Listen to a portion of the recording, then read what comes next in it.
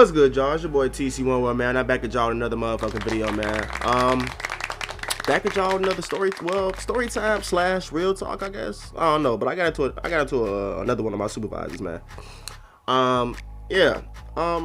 My bad for not uploading for these past few days, man. I've been sick, man. I'm still sick, by the way. I'm at the end of it, so it's almost out of my system. So we about to get back on our regular schedule. So yeah, man, make sure y'all like, comment, and subscribe. Make sure y'all hit that notification bell. Make sure y'all tuning in to all my videos as they post. Hence, me telling you to click the notification bell. That way you know every time I post. And make sure y'all sharing my shit, man. Like I say, I can never get anywhere in this shit without y'all, man. And without further ado, let's get into this video. I bet, man. So this shit happened. This is very recent, by the way. This shit happened like a few days ago. I think like Friday, Thursday type shit. So, mind you, we at UPS, right? Now, in these trucks, sometimes it could be shit in there, right? You know, it could be plaques, bags, it could just be a whole bunch of shit in there. It could just be a whole bunch of shit in there that, you know, safety hazard, you know what I'm saying? It's dangerous in there, you know what I'm saying?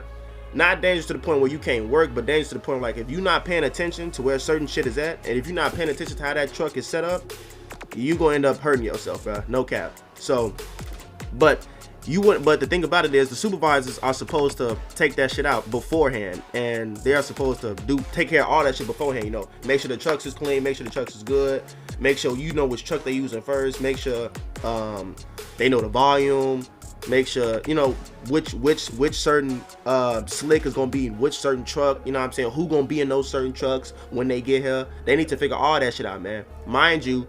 That's what I'm saying.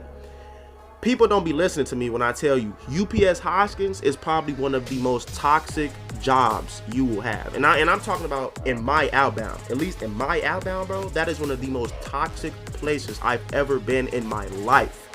And the only reason why I'm still there is because of the bread. And on top of that, bro, I'm just used to it, bro. I'm used to the toxicity. And plus, I don't even be going in there talking to nobody. I go in there, mind my business, do my job, get my money, and I get the fuck out of there, man. I go home. Simple. It's really no much to that, you know what I'm saying? So I really only mess with a few people in there, and it's a certain chosen few. I don't be talking to everybody in there. I don't fuck with none of the supervisors except for one of my homies. He is supervisor, but they took him out of my section. They took him out of my outbound, but that's a whole nother story for a whole nother day.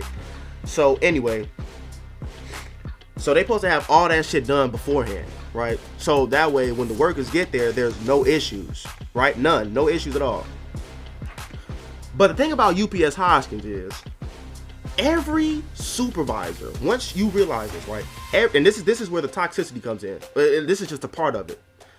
Every supervisor that I've seen that comes in there has some sort of ego. It may not be an arrogant ego. It may not be a disrespectful ego, but they come in with an ego to prove themselves, you know, in some sort of fashion. And I'm just like, you work, right? You be in a truck and you just start noticing shit. Mind you, this is my second UPS, so I get to compare this one to the one I was in Rockford. And bro, let me tell you something right now. This one is way worse, bro. If Rockford had $24 an hour at that UPS, I wouldn't be in Chicago right now. I ain't gonna lie to you. I probably would have been in Rockford still. No cap. No cap. I'm just keeping it up. I probably still would have been in Rockford. Shit. But anyway, so they all come in here with an ego, right? They all think they know what they doing just because they got a little bit of training. In reality, they don't know shit. And they probably will never know shit. And if they do know shit, it's because they learned it on their own, bro. No, they didn't let nobody teach them. They didn't let nobody talk to them. They didn't let nobody tell them that. They figured that shit out on their own by themselves. So the supervisor I got into it, right? Let's just fast forward. So I get there. We had to be there around, what was that?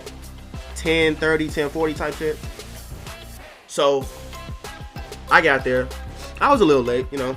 I get a ride up there, you know. I don't drive yet, so anybody that was wondering. So yeah, so I get a ride up there. So I get there. I walk, you know.